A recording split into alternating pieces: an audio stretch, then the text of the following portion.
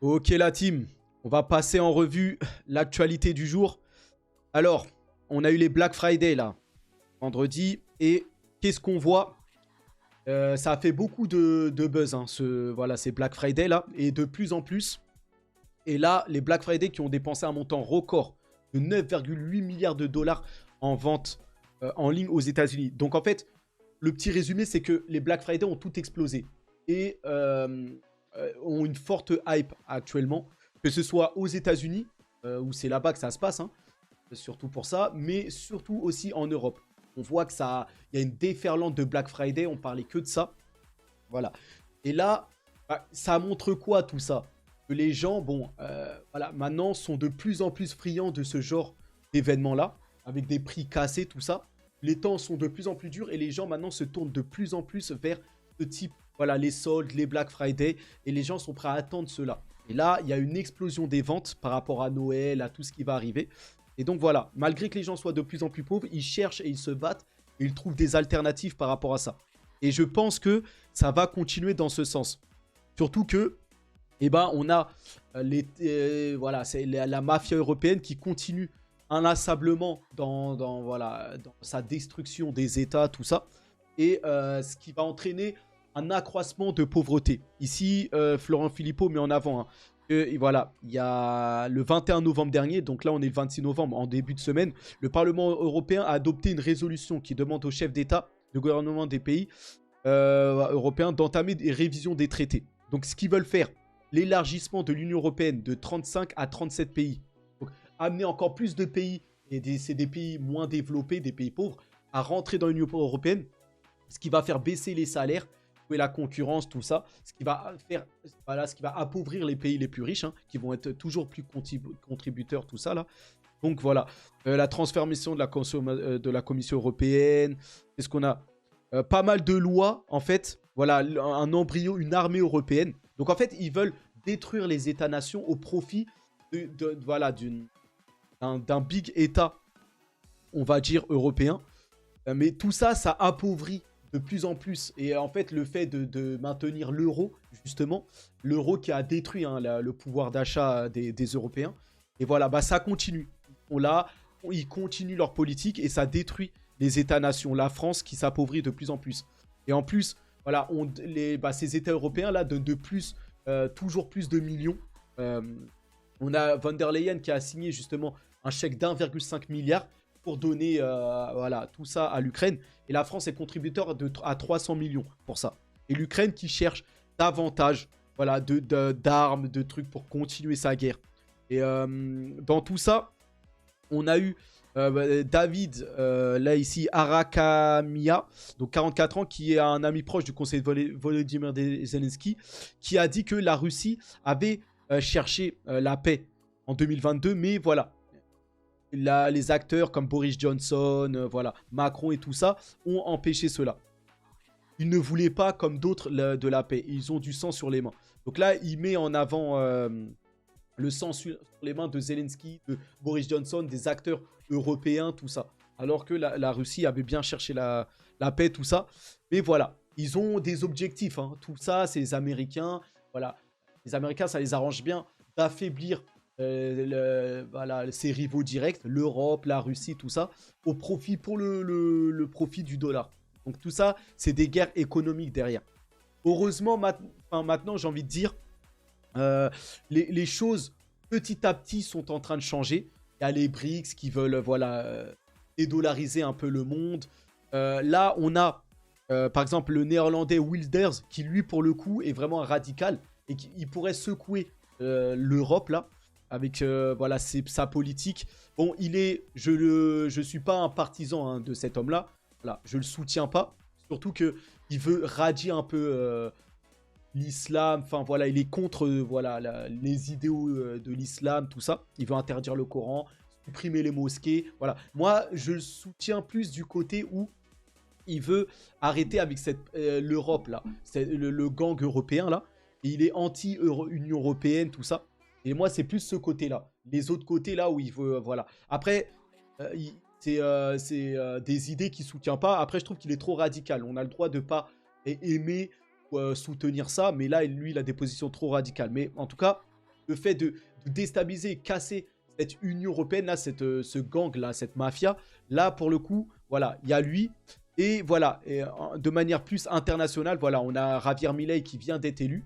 Donc, vous savez que Gerd Müller souhaite devenir Premier ministre. Donc, il y a des grandes chances que ça arrive, même si il doit faire une coalition et les autres partis ne veulent pas vraiment s'allier avec lui.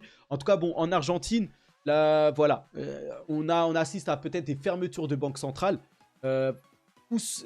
Voilà, ce système monétaire là qui était, voilà, peut-être que on arrive, les temps sont en train de changer. On va voir comment ça va, voilà, ça va se manier. Bon, après, Javier Milei, il veut se dollariser, donc il veut soutenir le dollar, là où les États cherchent à se dédollariser. Mais bon, il n'a pas le choix pour que l'Argentine, voilà, survive, on va dire. Peut-être qu'il n'a pas le choix de faire comme ça, mais c'est un libertaire. Il est plus, et voilà, il est pour la liberté, il est pour le Bitcoin, il est pour tout ça. On va voir. Donc, ces politiques d'extrême droite, on dirait, ou qui privilégient leur nation, voilà, sont en train de revenir sur le devant de la scène. Ici, on peut voir Donald Trump, voilà, qui ne cesse, voilà, partout où il va, il y a des millions ou des milliers de personnes qui viennent le voir. Là, on a un stade entier qui applaudissent Donald Trump, ici, là. Vous voyez, ici, là, lui, il était, voilà, vous voyez tout en bas, là. On va mettre les images plus claires. Vous voyez que, ici, avec la première dame, enfin, l'ex-première dame, Melania Trump, voilà, ils sont ovationnés, vous voyez. Et là, il n'y a pas de cris, voilà. Et c'est pas comme Biden, par exemple, qui, partout où il passe, il est hué, conspué. Justin Trudeau, même Macron en Europe, tous ces gens-là sont conspués. Sauf que les médias qui leur appartiennent ne montrent pas ça. Et les médias ne vont pas montrer que Trump est adoubé, adulé, voilà, partout où il va. Voilà. Donc, il y a beaucoup de manipulation d'images. Bon, de toute façon, ça, je pense que globalement, vous le savez. Regardez ici, par exemple, ça, c'est en Israël. Voilà, bah, les Israéliens qui ont entouré la résidence de Netanyahou à Jérusalem pour demander sa démission. Ça, c'est des choses qui vont pas trop être montrées. Vous voyez, toute cette casse-là, voilà, les peuples se réveillent. Hein. Les peuples sont là, se battent, mais médiatiquement, c'est pas montré. Et voilà. Et tant que ces gars-là posséderont les médias, ça va être compliqué de les déstabiliser. Donc voilà, en tout cas, les choses bougent. En tout cas, de manière géopolitique, les peuples se battent. On verra jusqu'à où ça ira. Maintenant, même au niveau des entreprises, des actions, de la bourse, tout ça, on est dans un changement de paradigme. Et ici, regardez par exemple Berkshire Hathaway, l'entreprise de Warren Buffett, comme le meilleur investisseur.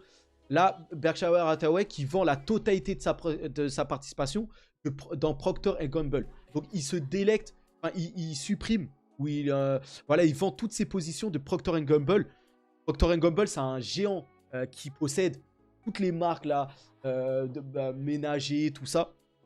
Oral-B, enfin, voilà, c'est un géant, il possède toutes les couches, les trucs, les choses en fait du quotidien là qu'on utilise au quotidien. C'est Procter & Gamble. Et là, Berkshire qui vend tout ça. Et en fait, ça montre un changement d'air. Toutes ces entreprises-là, très anciennes. Pourtant, Procter & Gamble, il donne des dividendes. C'est une entreprise Dividend King. Hein. Les dividendes, ils font que d'augmenter tout ça. Et là, voilà, changement de paradigme hein, avec Berkshire Hathaway. Après, on est loin. Berkshire Hathaway, c'est pas Ark Invest. Hein. Ils sont pas là à prôner le Bitcoin ou les nouvelles technologies. C'est juste qu'eux, ils sont en train de se restructurer, mais ça fait bizarre de les voir vendre une entreprise comme ça, là. Et justement, cette chose-là de dividendes, de privilégier les entreprises à l'ancienne, tout ça, attention, ça pourrait être en danger. Hein, parce que là, avec le bull run qui va arriver sur les cryptos, ça risque d'avoir une adoption massive. Et là, les investisseurs sont en train de changer. La génération Z arrive. Donc, il va y avoir un changement d'air. Et les actions à dividendes, les actions à l'ancienne un peu, ne vont plus avoir, comment dire, la préférence des investisseurs. On va dire. Donc, on est peut-être dans un changement de paradigme. Aujourd'hui, on est dans le Web 2 avec Google, mais tout ça, ça va petit à petit laisser place à l'intelligence artificielle. Bon, Nvidia et Microsoft vont dominer, OpenAI, tout ça, mais ça va petit à petit basculer sur le vrai numérique, la blockchain, le Web 3 et les normes de demain Et oui, l'intelligence artificielle, avec les entreprises Web 2 qui sont encore dessus, mais le Web 3 qui va largement venir dominer la finance, tout ça, la DeFi plus tard.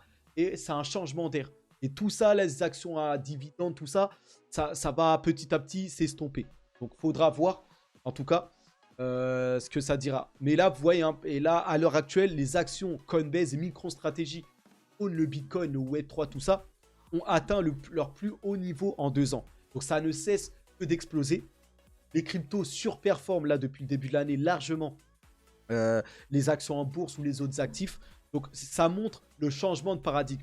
Vous avez eu l'IA hein, qui a explosé avec Nvidia, tout ça. Et vous avez aussi les cryptos qui surperforment largement. Et donc, même Jim Cramer hein, soutient l'investissement dans le Bitcoin maintenant, alors que le marché s'envole. Donc là, il y a voilà, les cryptos reviennent sur le devant de la scène. Ça explose à tout va là. Jim Cramer, bon, en général, il faut faire l'inverse de ce qu'il dit. Donc là, si Jim Cramer, en général, Jim Cramer, quand il dit que c'est pas bon, il faut rentrer. Il faut faire. Il y a un célèbre fonds qui s'appelle Inverse Cramer. Parce qu'à chaque fois qu'il dit quelque chose, c'est le contraire qui se passe. Et là, il soutient le Bitcoin. Donc bon, normalement, on devrait peut-être se retirer maintenant du Bitcoin. Mais bon, en tout cas, il semble admettre que le Bitcoin, c'est le futur là. Donc on va aller sur les cryptos maintenant. Et donc, regardez les marchés. Beaucoup de volatilité. Hein. Là, il y a des corrections sur FTT, Kaspa, qui avaient explosé là, dernièrement. Et là, ils sont en train de corriger. Donc, c'est peut-être le moment de rentrer. Tao, Bitensor, qui corrige un peu. C'est peut-être le moment d'accumuler pour ces cryptos. Et d'autres cryptos qui explosent. Atom, on va voir pourquoi tout à l'heure. Avec une inflation d'Atom à 10% là. Voilà. Vous voyez, le plus important, c'est le Bitcoin. Et là, le Bitcoin qui corrige fortement. Donc, qui est à 37 500. Bah, ou sur les derniers, la journée, hein, qui chute un peu, mais qui reste très solide. Hein. C'est juste en dessous des 38 000. Hein. Ça reste très, très solide. Et on attend de casser définitivement les 38K là. Donc, on va voir ça. En tout cas, le hash rate Bitcoin qui fait des plus hauts et là qui est dans un territoire. Maintenant, là, ça surchauffe. Ça surchauffe vraiment. Peut-être que ça va retracer un peu. Parce que là, voilà. Après, de ce qui arrive, c'est pas trop ce qu'on dirait là. Parce que les réseaux du Bitcoin vont être de plus en plus utilisés et même par les institutionnels. C'est pour ça que le hash rate tourne à plein régime là. Voilà, c'est par rapport à la demande qui va arriver par rapport à ça. Et donc voilà, le hash rate qui explose tous les records et qui dépasse, hein, voilà, qui va beaucoup plus vite que la hausse du Bitcoin, hein, bien sûr. Donc ça montre que l'attractivité autour du Bitcoin est en train de revenir. Vous voyez, et d'ailleurs, je voudrais en mettre en lumière, parce que je sais que certains ont les yeux rivés que sur la crypto ou des choses comme ça, mais là c'est sur la semaine, vous voyez que Coinbase a surperformé, vous avez aussi ARM, l'entreprise de semi-conducteurs ici, là, de plus 16%. ARM, c'est ceux qui vendent l'architecture pour les processeurs ou les GPU. En fait, voilà, pour ARM, maintenant, c'est ce qui intègre tous vos téléphones. Par exemple, Apple, avec sa puce M3, là, voilà, équipe. De toute façon, ARM, là, avec les puces Snapdragon, les choses comme ça, c'est leur architecture qui est utilisée. Et ça occupe tous les smartphones du monde. Mais là, ARM aussi va intégrer le marché des PC portables. Il y avait une grosse domination de Intel, voilà, avec ses puces, ses CPU Intel Core, là. Et ils étaient en partenariat avec les GPU d'AMD, là. Cette domination Intel-AMD est en train de s'essouffler au profit de Apple qui prend beaucoup de place avec ses MacBooks, et voilà, MacBook Pro et ses iMac là. Voilà, parce que les processeurs ARM sont plus efficients et ont une meilleure batterie, tout ça. Enfin, voilà, et sont meilleurs, même pour les jeux vidéo, tout ça. Et donc Apple rattrape ça. Et donc ARM, non seulement c'est bien pour les PC, pour les smartphones, mais en plus pour les choses du futur, hein. Même l'intelligence artificielle, bientôt, ça sera plus les GPU qu'on connaît, ça sera avec les processeurs ARM, en fait. Vous voyez? Excusez-moi. Donc voilà, ça va tout équiper. La robotique, les robots humanoïdes, enfin les véhicules autonomes, tout passera par l'architecture ARM. Et c'est pour ça qu'ils explosent. Maintenant, vous avez aussi Riot et Mara là, qui surperforment. Je ne sais pas si vous voyez en haut là, ça surperforme non seulement le Bitcoin, qui explose en ce moment, mais Tesla et les GAFAM, là, vous voyez Google, Microsoft, tout ça. Marat et Riot, c'est quoi? bah, c'est des entreprises spécialisées dans le minage du Bitcoin. Et comme vous voyez que le hash rate explose, bah, ces entreprises en bourse surperforment les autres actions actuellement. Vous voyez? Donc, si vous voulez contribuer au minage de Bitcoin, vous pouvez vous exposer à Marathon Digital, qui est une entreprise en bourse, ou Riot Platform. Avant, c'était Riot Blockchain. Maintenant, ils se sont renommés Riot Platform. Et ces deux entreprises, voilà, surperforment bah, le reste, hein, Uber, tout ça. Donc, en bourse, en tout cas, la lumière peut être... Et le hash rate va continuer à exploser puisque, en plus de ça, le Bitcoin, il y a le halving qui arrive. Et donc, les prix vont être divisés par deux. Et en fait, ça va contribuer à faire exploser voilà, la rémunération, les choses comme ça. Et donc, voilà, la rémunération va être divisée par deux. Mais voilà, en tout cas, le hash rate, lui, va continuer puisque le Bitcoin va être de plus en plus utilisé. Et donc, Mara et Riot devraient continuer à performer là. Ces entreprises-là, voilà. Il n'y a pas que, hein, il y en a d'autres, mais eux, c'est les plus importants. Après, entre Marathon et Riot, Marathon, en ce moment, a un taux de hash rate plus élevé, Marathon, et extrait plus de Bitcoin. Donc, Marathon, en ce moment, peut-être extrait plus et donc performe mieux que Riot, mais Riot n'a pas la dette qu'a Marathon. Marathon est beaucoup endetté. Riot est une entreprise mieux gérée, sans dette. Et voilà, et ils ont beaucoup investi.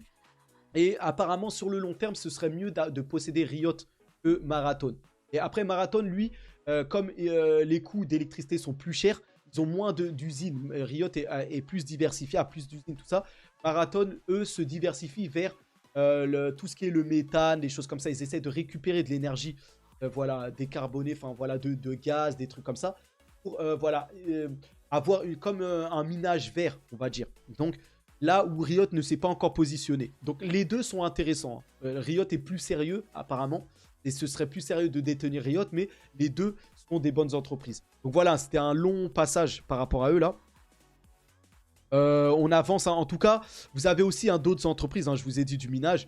Vous avez Bitfarm, qui est un mineur canadien qui a levé 60 millions de dollars hein, pour acheter plus de mineurs et tendre ses opérations. Donc ça, c'est un gros business, hein, le minage de Bitcoin, puisque le Bitcoin, on ne le dit pas, certains le cachent et tout, mais les États déjà le savent, les grosses institutions comme BlackRock le savent, on utilisera massivement du Bitcoin. Ça sera peut-être même, ça va remplacer même peut-être les CBDC, les choses comme ça. Tout le monde utilisera du Bitcoin ou en détiendra. Et ça va faire, et il va falloir en extraire pour que tout le monde en possède. Et ça, ce business de hash rate là, c'est un énorme business qui va largement apporter à ces entreprises. Ces entreprises-là vont sur le temps vraiment accumuler des milliards, des choses comme ça. Et donc, c'est pour ça que c'est pas une mauvaise idée pour ceux qui ont des gros portefeuilles, hein, qui ont plus de 100 000 euros ou voilà, aux millionnaires même et qui investissent en bourse, de s'exposer à des entreprises sérieuses comme ça qui représentent l'avenir là. Donc on verra après, bien sûr, pour les petits portefeuilles, ceux qui veulent devenir riches rapidement, qui veulent être à fond sur les cryptos. Bon, c'est pas vraiment sur ces entreprises-là, même si elles surperforment. Hein. Mais là, il faut aller chercher les altcoins, oui, plus, on va dire, explosifs là. Donc, pour le Bitcoin, le chemin est en cours. Voilà, on suit comme d'habitude. Là, on rentre dans un nouveau cycle. Là, on entre début 2024. On est là, on passe du 10 BLF au Hope. En fait, là, c'est l'élan en fait, d'optimisme qui arrive jusqu'à qu'en 2024, fin mi-2024, on soit vraiment dans l'optimisme. Et voilà. Après, voilà, ça a monté. Ça suit son cours. Comme d'habitude, on est dans un nouveau cycle. Ici, il parle que début 2025, on sera en pleine euphorie. Donc déjà, début 2025, on sera au plus haut, d'après ce chart. Mais peut-être, moi, je dirais plutôt fin 2025, mais on verra. Mais vous voyez que toute l'année déjà 2024, il semblerait que ce soit de la hausse. Vous voyez? Donc on verra si on dépassera les 100K d'ici 2024 ou pas. Mais c'est juste pour vous dire que le cycle suit son cours. Ici, vous voyez, regardez, c'est le chart hein, de ma miniature. On est en pleine accumulation. Alors, je vais dézoomer ça. Voilà. Ça, c'est les cours sur 4 heures. Voilà. On est sur le point là de rebondir peut-être au niveau des 37K pour aller exploser aux 40K. Ça pourrait arriver cette semaine. Hein. Vous voyez? D'ailleurs, lui, je sais pas si... Ouais, je suis abonné, ouais. Donc voilà, le Bitcoin reste fort, hein, malgré la démission de CZ, les attaques contre Binance.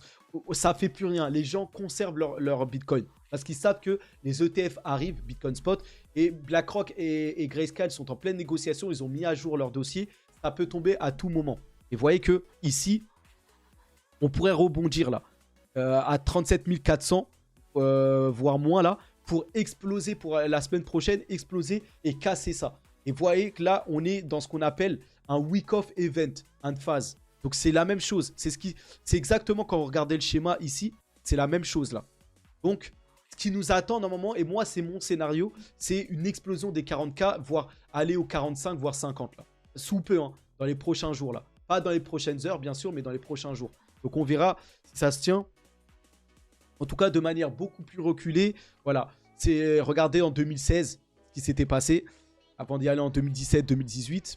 Et là, on est dans la même situation à peu près. Nouveau cycle, là 2023. Et regardez, on passera le halving, là, le trait noir au milieu, là. Ensuite, 2024 et 2025, ça va exploser. Donc, toujours pareil. On y est. C'est la même chose qui se passe. Vous voyez, tous les 4 ans, ou même plus. Là, attendez 2016 à 2024, ça fait quasiment 8 ans. Donc, entre-temps, il y a eu 2018, voilà. 2019, où ça a explosé. Donc, en tout cas, voilà, on y est. Et on va continuer à avoir de la pression haussière jusqu'au halving. Et après le halving, voilà, ça va monter fortement. Et 2025, voilà. 2025, on devrait aller au plus haut. Et ici, il parle de début mi-2025. Comme le chart un peu précédent. Donc, surveillez bien après 2025. Il faudra voir où on en sera. On sera à des plus hauts quasiment. Et il faudra voir jusqu'à où on pourra monter. En tout cas, ça ira très haut. Donc, il faudra surveiller ça là. Mais tout montre que 2025, on sera à des plus hauts là, après 2025. Maintenant, actuellement, ce qui nous montre là, vous voyez, hein, on est dans un moment où soit ça va aller à la hausse, soit ça va aller à la baisse. Là, nous, on pense que ici, là, enfin moi je pense en tout cas, et la plupart des analystes, enfin des analystes, des traders là où qui montent des charts, pensent qu'on va y aller, là ils disent prochaine direction, 41 000 $. Donc, il y a des chances, il y a plus de chances en tout cas qu'on monte, on casse les 41 000 $ que qu'on redescende à 33, 30 000 $. Donc, on ne sait pas. Après, le marché aime bien prendre le contre-pied. Il n'y a personne qui sait. Là, il n'y a que la foi de nous emmener voilà, plus loin. Mais bon, après, nous, on essaie de s'attarder ou de s'accrocher à des choses réelles, des choses qui se passent. Bon, les ETF sont sur le point. Il faut voir. Il faut voir voilà, les autres catalyseurs. On verra. Donc, en tout cas, voilà. On est dans un moment décisif. Qu'est-ce qui va se passer? Là, moi, quand je vois, il y a plus de chances que ça casse à la hausse par rapport aux autres charts que je viens de vous montrer. Bon, si ça redescend, accumulons et attendons, patientons, jusqu'à que bah voilà, hein, ça reparte à la hausse et qu'on casse définitivement les 40K. Il n'y a pas grand-chose à faire. En tout cas, regardez, quand on regarde le dollar qui est face au Bitcoin, hein, quand le dollar baisse, le Bitcoin monte et vice-versa, le dollar, lui, en tout cas dans le chart, ça montrerait qu'il semblerait maintenant aller, il va cracher. Donc l'image, quand on regarde comme ça, ça ressemble à voilà, un chart connu qu'on connaît là. Il semblerait que le dollar va ici, là, vous le voyez ici, là, aller bien plus bas là. Et descendre peut-être, là, il a dans les cours, il en est à combien là? 103, aux alentours des 103, le prix là, du dollar. Là, il pourrait aller largement plus bas, hein, vers les 80, s'enfoncer dans les 95, 90, voire jusqu'à 88. Donc le dollar là est pas loin de s'effondrer. Pourquoi? Que la Fed peut-être a fini avec la hausse des taux et va baisser, peut-être baisser à nouveau ses taux d'intérêt et même recommencer la planche à billets, ce qui dévaluera encore plus le dollar, tout ça. Et ça fera plus de dollars en circulation. Et comme il y aura plus d'offres de dollars que de demandes, eh ben, le prix va baisser. Et en tout cas, on a l'air d'être parti pour ça. Et en général, quand le dollar baisse, l'action à risque, à croissance en bourse, le Nasdaq et tout ça monte. Et les GAFAM, tout ça monte. Et le Bitcoin monte. Donc tout est corrélé. Il faut bien surveiller tout ça, mais on voit que ça correspond. Donc voilà. Hein. Regardez, et là, une autre preuve, le Bitcoin par rapport au bon du Trésor. Vous voyez, il n'y a pas photo. L'investissement est clair, le Bitcoin surperforme. depuis, en tout cas depuis 2020. Là, si on s'arrête à août 2020, donc il y a presque 2 ans, enfin voilà, il y a plus d'1 an et demi. Regardez la performance du Bitcoin par rapport au bon américain. Donc là, il n'y a pas photo, hein. La forte demande du Bitcoin et ça va s'accentuer. Surtout que les États-Unis sont à un niveau de dette absolument incroyable. Déjà, regardez, là, les premiers signes d'une crise bancaire apparaissent, hein. Parce qu'à force d'augmenter les taux d'intérêt, de casser la croissance, bah, ça fait mal, ça finit par faire mal à la croissance et donc aux banques. Et là, voilà, déjà l'immobilier est très fragile, on le voit en Chine, hein, et en Europe c'est très fragile. Là, les clients là, en Suisse là, ne peuvent pas retirer leur argent. Nous parlons de dépôt de fonds, les clients de la banque UBS, hein, de Bâle, ne peuvent pas recevoir leur argent. Je rappelle que UBS est le numéro 1 hein, en banque suisse, hein. Vous voyez, donc là, c'est pas des petites banques, hein. Et donc voilà, hein, là ça commence à chauffer. Et donc là même, il va falloir faire attention là au niveau de la bourse et tout ça, parce que les actions sont à des plus hauts, hein, SP500, Nasdaq, par rapport à la spéculation de la fin de la hausse des taux et tout ça. Mais maintenant, les économies là, en Europe et aux États-Unis sont en train de se diriger vers une récession et suit une déflation. Et donc là, c'est une ambiance qui n'est pas très bonne pour l'économie, hein. La croissance est faible et malgré que l'inflation soit toujours légèrement persistante. Et en général, quand c'est comme ça, bah, ça casse, il n'y a pas beaucoup de croissance et les économies en pâtissent. Et là, on pourrait avoir des temps un peu difficiles pour les bourses. C'est pour ça que moi, là, je vais commencer à réduire. Ça a bien performé là ces dernières semaines, mais réduire mes positions en bourse et tout mettre vers les cryptos. Parce que les cryptos, là, on est en train de partir dans un nouveau cycle. Donc, voilà, la bourse, je vais petit à petit réduire. Là, on est quasiment à des plus hauts, là. Et je vais voilà, m'orienter de plus en plus vers la crypto, là. Et profiter du cycle crypto. Donc, voilà où on en est, là, par rapport à tout ça. Regardez, là, en Suisse, déjà, les banques qui coupent un peu. Mais regardez, aux Pays-Bas, là, en Hollande, la Banque centrale néerlandaise admet qu'elle s'est préparée à un nouvel étalon or. La DNB indique qu'elle a égalisé ses réserves d'or par rapport au PIB avec celles d'autres pays du monde. Les Pays-Bas possèdent désormais la 7e plus grosse réserve d'or de banque centrale. Donc les pays là, et beaucoup, hein, la Chine et tout ça, les Pays-Bas là, accumulent de l'or en vue d'une récession, voilà. Et peut-être même d'un crack des marchés, suite à la récession ou des choses comme ça. Donc les États se protègent. Robert Kiyosaki dit souvent d'acheter de l'or, du Bitcoin bien sûr, et de l'argent matière première, parce que les États sont à un niveau de dette extrêmement élevé. Et voilà.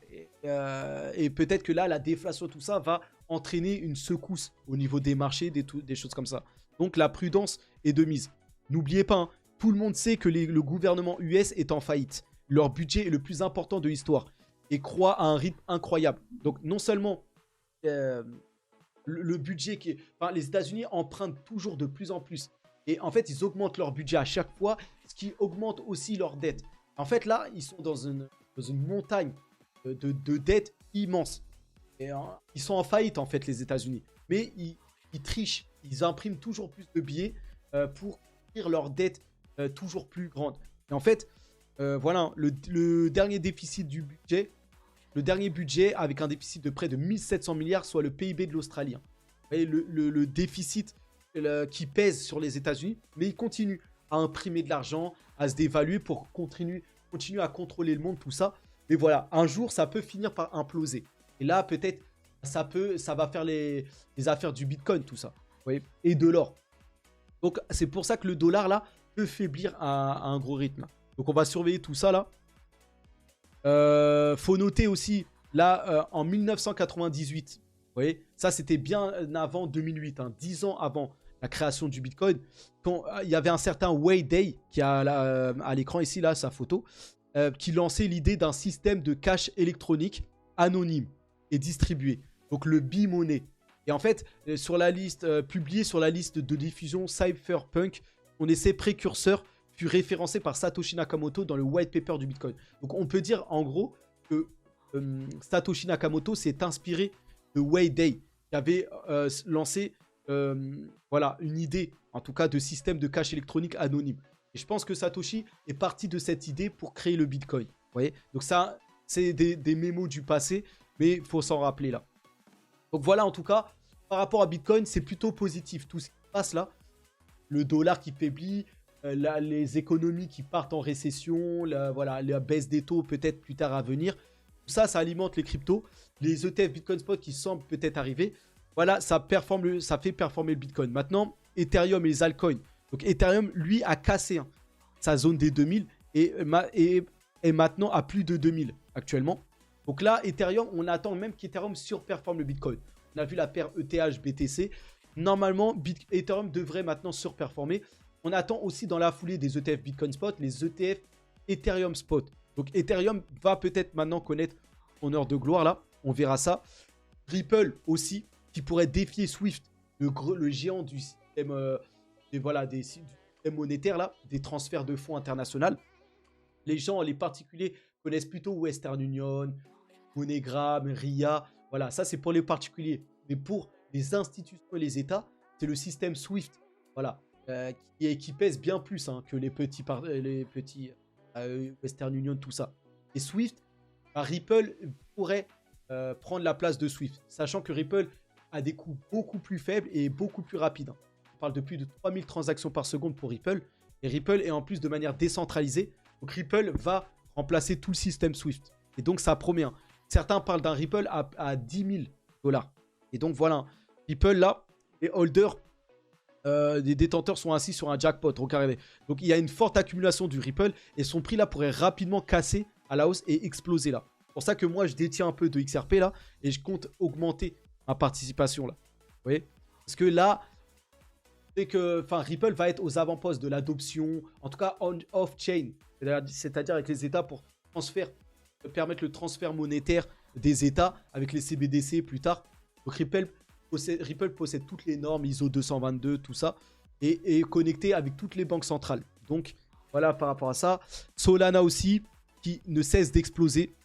Le nombre d'inscriptions sur Solana ne cesse d'exploser. J'ai vu un live de AZK Crypto qui disait que ne comprenait pas que Solana explose, mais que en fait Solana est en déclin au niveau des inscriptions, des choses comme ça. Mais je ne sais pas où il a vu ça. Même au niveau du volume, Solana surperforme Polygon, Arbitrum, Cardano, tout ça. Donc je ne comprenais pas. Il a fait un long live d'1 heure pour casser un peu Solana, pour dire que Solana en fait c'est une arnaque, ou que en fait ça va rapidement peut-être retourner à la baisse parce que Solana est en train de baisser partout. Alors qu'on voit que Solana explose partout. Donc je ne comprends pas.